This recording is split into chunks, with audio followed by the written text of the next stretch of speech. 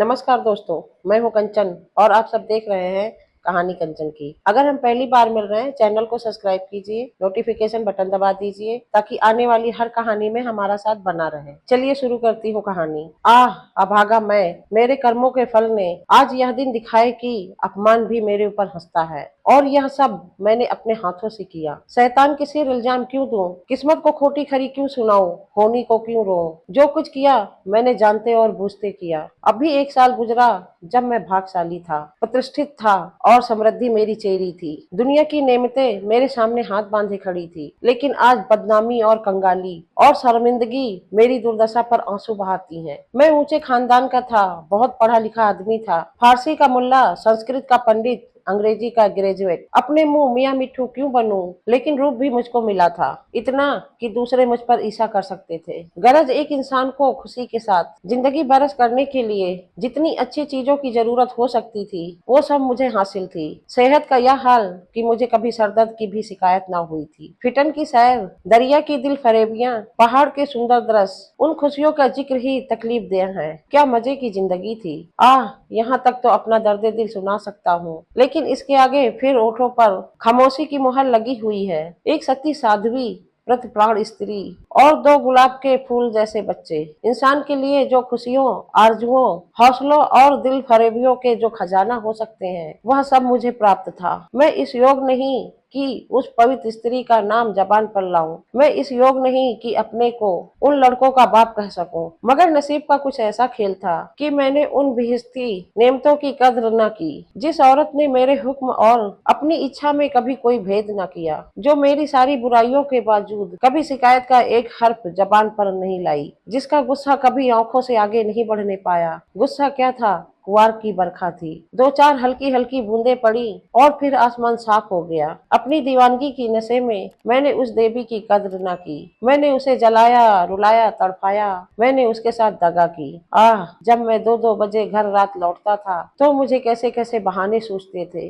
नित नए हीले घड़ता था। शायद विद्यार्थी जीवन में जब जब बैंड के मजे से मदरसे जाने की इजाजत न देते थे, उस वक्त भी बुद्धि इतनी पकड़ न थी। उस क्षमा की देवी को मेरी बातों पर यकीन आता था। वह भोली थी, मगर ऐसी नादान न थी। मेरी खुमार भरी आंखें और मेरे उलझे भाव और मेरे झूठे प्रेम प्रदर्शन का रहस्य क्या उससे छिपा रह सकता था। वह उन बातों का जिक्र करके या अपने संदेहों को खुले आम दिखाकर हमारे पवित्र बंधन में खिंचाव या बदम जगी पैदा करना बहुत अनुचित समझती थी। मुझे उसके विचार उसके माथे पर लिखे मालूम होते थे। उन बदम जगियों के मुकाबले में उसे जलना और रोना ज्यादा पसंद था। शायद वह समझती थी मेरे नशा खुद में खुद उतर जाएगा। काश इस शराफत के बदले उसके स्वभाव में कुछ ओझापन और अनुदारता भी होती। काश वह अपने अधिकारों को अपने हाथ में रखना जानती। काश वह इतनी सीधी न होती। काश वो अपने मन के भावों को छिपाने में इतनी कुशल न होती। काश वह इतनी मक्कार न होती। लेकिन मेरी मक्कारी और उसकी मक्कारी में कितना अंतर था।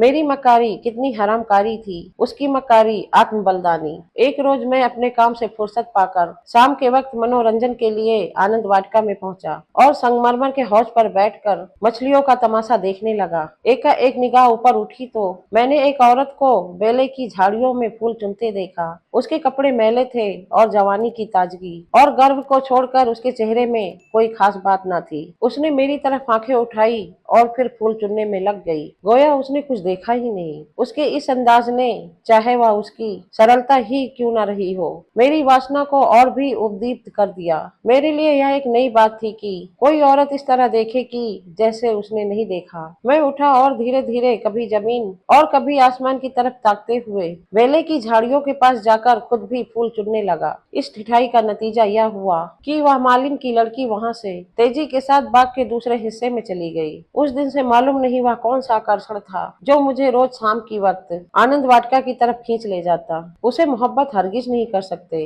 अगर मुझे उस वक्त भगवान न करे उस लड़की के बारे में कोई शोक समाचार मिलता तो शायद मेरे आंखों से आंसू भी न निकलते। जोगिया धारण करने की तो चर्चा ही व्यर्थ है। मैं रोज जाता और नए नए रूप धर कर जाता, लेकिन जिस प्रकृति ने मुझे अच्छा रंग रूप दिया था, उसी ने मुझे वाचालता से वंचित भी कर रखा था। मैं रोज जाता और रोज लौट जाता। प्रेम की मंजिल में एक कदम भी आगे न बढ़ पाता था। हाँ, इतना अलबत्ता हो गया कि उसे वह पहले से झिझक न रही। आखिर इस शांतिपूर्ण नीति को सफल बनाने न होते देख मैंने एक नई युक्ति सोची। एक रोज मैं अपने साथ अपने शैतान बुलडॉग टॉमी को भी लेते गया। जब शाम हो गई और वह मेरे धैर्य का नाश फूलों से आंचल भरकर अपने घर की ओर चली तो मैंने अपने बुलडॉग को धीरे से इशारा कर दिया। बुलडॉग उसकी तरफ बाज की तरह झपटा। फूलमती ने एक चीख मारी, दो चार कदम दौड़ी और जमीन पर गिर पड़ी। अब मैं छड़ी हिलाता, बुलडॉग की तरफ गुस्से भरी आंखों से देखता और हाय हाय चिल्लाता हुआ दौड़ा और उसे जोर से दो तीन डंडे लगाए और फिर मैंने बिखरे हुए फूलों को समेटा। सहमी हुई औरत का हाथ पकड़कर बिठा दिया और बहुत लज्जित और दुखी भाव से बोला, यह कितना बड़ा बदमाश है, अब इसे अपने साथ कभी न लाऊंगा। तुम्हें इसने काट तो नहीं लिया? फूलमती ने चादर से सर को ढकते हुए कहा। तुम न आ जाते तो वो मुझे नोच डालता। मेरे तो जैसे मन मन भर में पैर हो गए थे। मेरा कलेजा तो अभी तक धड़क रहा है। यह तीर लच पर बैठा, खामोशी की मोहर टूट गई। बातचीत का सिलसिला कायम हुआ। बांध में एक दरार हो जाने की देर थी। फिर तो मन की उमंगों ने खुद ब खुद काम करना शुरू किया। मैंने जैसे जैसे जाल फैलाया, जैसे जैसे स्वांग रचे। वह रंगीन तबीयत के लोग खूब जानते हैं। और यह सब क्यों?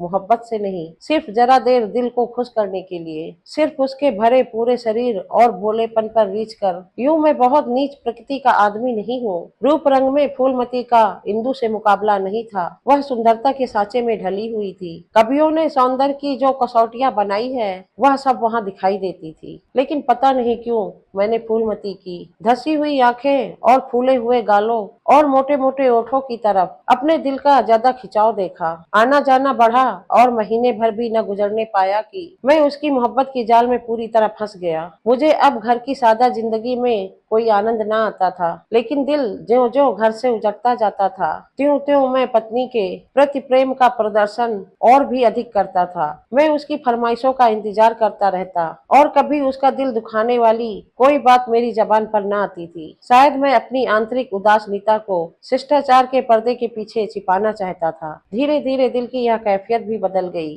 और बीवी की तरफ से उदासीनता दिखाई देने लगी। घर में कपड़े नहीं है, लेकिन मुझसे इतना न होता कि पूछ लो। सच यह है कि मुझे अब उसकी खातिरदारी करते हुए डर सा मालूम होता था कि कहीं उसकी खामोशी का दीवार टूट न जाए और उसके मन के भाव जबान पर न आ जाएं। यहाँ तक कि मैंने गृहस्थी की जरूरतों की तरफ से भी आंखें बंद कर ली। अब मेरा दिल और जान, रुपया पैसा सब फूलमती के लिए था। मैं खुद कभी सोनार की दुकान पे न गया था, लेकिन आजकल कोई मुझे रात गए एक मशहूर सोनार के मकान पर बैठा हुआ देख सकता था। बजाज की दुकान में भी मुझे रुचि हो गई। एक रोज शाम की वक्त रोज की तरह मैं आनंद वाटिका में सैर कर रहा था और फूलमती सुलह सिंगार किए मेरी सुनहरी रूपहली भेंटों से लदी हुई एक रेशमी साड़ी पहने बाग की क्यारियों में फूल तोड़ रही थी, बल्कि यूं कहो कि अपनी चुटकियों में मेरे दिल को मसल रही थी। उसकी छोटी छोटी आंखें उस वक्त नशे के हुस्न में फैल गई थी और उनमें शोखी और मुस्कुराहट की झलक नजर आती थी। अचानक महाराज साहब भी अपने कुछ दोस्तों के साथ मोटर पर सवार आ पहुंचे।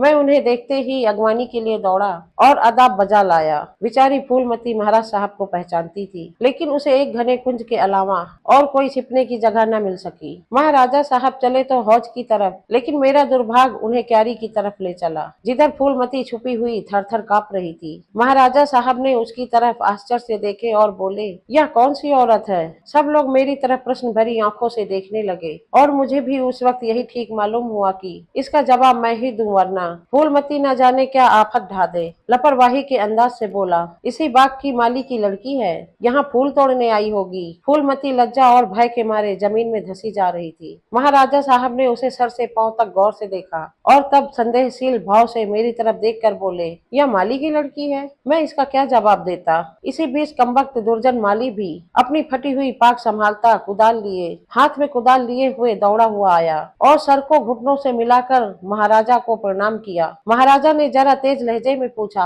यह तेरी लड़की है? माली के होश उड़ गए। कांपता हुआ बोला, हुजूर। महाराज, तेरी तनख्वाह क्या है? हुजूर, 5 रुपए। महाराज, यह लड़की कुंवारी है या बेही? हुजूर, अभी कुंवारी है। महाराज ने गुस्से से कहा, या तो तू चोरी करता है या तो डाका मारता है, वरना यह कभी नहीं हो सकता कि तेरी लड़की अमीरजादी बनकर रह सके। मुझे इसी वक्त इसका जवाब देना होगा, वरना मैं तुझे पुलिस के सुपुर्द कर दूंगा। ऐसे चाल चलन के आदमी को मैं अपने यहाँ नहीं रख सकता। माली की तो घी बंद गई और मेरी यह हालत थी कि काटो तो बदन में लहू नहीं। दुनिया अंधेरी मालूम होती थी। मैं समझ गया कि आज मेरी सामत सर पर सवार है, वह मुझे जड़ से उखाड़ कर दम लेगी। महाराजा साहब ने माली को जोर से डांट कर पूछा, तू खामोश क्यों है, बोलता क्यों नहीं? दुर्जन फूट फूट कर रोने लगा। जब जरा आवाज सुधरी तो बोला, हुजूर, बाप दादा से सरकार का नमक खाता हूँ, अब मेरे बुढ़ापे पर दया कीजिए। यह सब मेरे फूटे नसीबों का फेर है धर्मा उतार। इस छोकरी ने मेरी नाक कटा दी, कुल का नाम मिटा दिया। अब मैं कहीं मुंह दिखाने लायक नहीं हूँ। इसको सब तरह से समझा बुझा कर हार गए हुजूर, लेकिन मेरी बात यह सुनती ही नहीं तो मैं क्या करूँ? हुजूर, माई बाप है,